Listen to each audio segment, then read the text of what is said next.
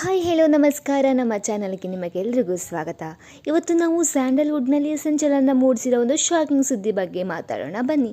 ಇತ್ತೀಚೆಗಷ್ಟೇ ಜೀ ಪವರ್ನಲ್ಲಿ ಸ್ಟಾರ್ಟ್ ಆದ ಹಳ್ಳಿ ಪವರ್ ಶೋ ಮೂಲಕ ಸುದ್ದಿಯಾಗಿದ್ದ ಆ್ಯಶ್ ಮಲೋ ಸ್ಕೈಲರ್ ಅವರು ಒಂದು ಭೀಕರ ಕಿಡ್ನ್ಯಾಪ್ ಮತ್ತು ಹಲ್ಲೆ ಪ್ರಕರಣದಲ್ಲಿ ಭಾಗಿಯಾಗಿದ್ದಾರೆ ಎಂಬ ಸುದ್ದಿ ಕೇಳಿ ಬರ್ತಿದೆ. ಹಾಗಾದರೆ ನಿರ್ದೇಶಕ ಅನೀಶ್ ಅವರ ಮೇಲೆ ನಡೆದ ಈ ಹಲ್ಲೆಯ ಹಿಂದಿನ ಅಸಲಿ ಕಾರಣವೇನು? ನಟಿ ಐಶ್ವರ್ಯ ಮತ್ತು ಅವರ ಫ್ರೆಂಡ್ಸ್ನ ಪಾತ್ರ ಏನು? ಈ ಸಂಪೂರ್ಣ ವಿವರ ಇದರಲ್ಲಿದೆ, ನೋಡ್ಕೊಂಡು ಬನ್ನಿ. ಪ್ರಕರಣ ಏನಾಯಿತು ಅಂತ ತಿಳ್ಕೊಳ್ಳೋ ಮೊದಲು ಫಸ್ಟು ಆಶ್ಮಲ್ ಅವರ ಹಿನ್ನೆಲೆ ನೋಡ್ಕೊಂಬರೋಣ. ಇವರು ವಿಜಯ್ ಅವರ ಮೂವಿ ಭೀಮಾದಲ್ಲಿ ಆ್ಯಕ್ಟಿಂಗ್ ಮಾಡಿ ಎಲ್ಲರ ಮನ ಸೆಳೆದಿದ್ರು. ಹಾಗೆ ಇವರ ವಿಚಿತ್ರ ಮ್ಯಾನರಿಸಮ್, ಅದೇ ಥರ ಟಾಮ್ ಬಾಯ್ ಲುಕ್ಕಲ್ಲಿ ಎಲ್ಲರನ್ನ ಮನ ಸೆಳೆದಿದ್ರು.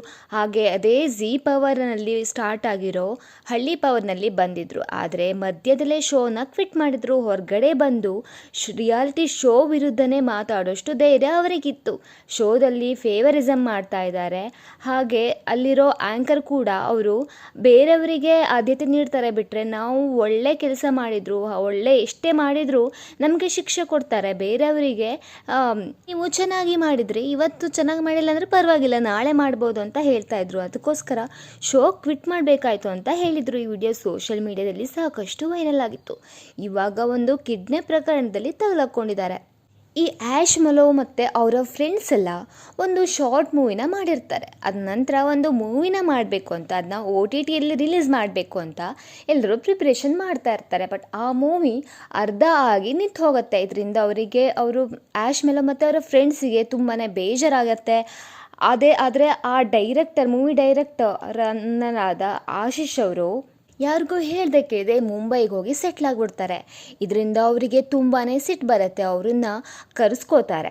ಅವರನ್ನು ಸ್ವಲ್ಪ ಕಾರ್ ಮಾರಾಟ ಮಾಡಬೇಕು, ಹೆಲ್ಪ್ ಮಾಡು ಅಂತ ಅವರಿಗೆ ಗೊತ್ತಾಗದೇ ಇರೋ ಥರ ಬೆಂಗಳೂರಿಗೆ ಕರ್ಕೊಂಬರ್ತಾರೆ. ನಂತರ ಅವ್ರನ್ನ ಕಿಡ್ನ್ಯಾಪ್ ಮಾಡಿ ಗ್ಯಾರೇಜ್ ಹಾಗೂ ನಗರದ ಹೊರವಲಯದಲ್ಲಿ ಕೂಡಿ ಹಾಕಿ ಸ್ಟಿಕ್ಕು ಮತ್ತು ಕ್ರಿಕೆಟ್ ಸ್ಟಂಪ್ಗಳಿಂದ ಭೀಕರವಾಗಿ ಹಲ್ಲೆ ನಡೆಸಲಾಗಿದೆ. ಹಾಗೆ ಅವರ ಮೇಲೆ ಇರೋ ಬಂಗಾರನ್ನೆಲ್ಲ ಕದ್ದಿದ್ದಾರಂತೆ.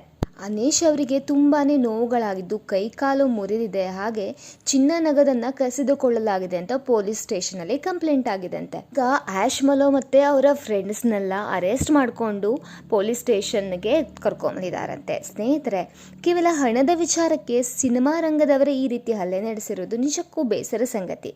ಈ ಪ್ರಕರಣದ ಬಗ್ಗೆ ನಿಮ್ಮ ಅನಿಸಿಕೆ ಏನು? ಕಾನೂನು ಎಲ್ಲರಿಗೂ ಒಂದೇ ಅಲ್ಲವೇ? ಕಮೆಂಟ್ ಬಾಕ್ಸ್ನಲ್ಲಿ ತಿಳಿಸಿ.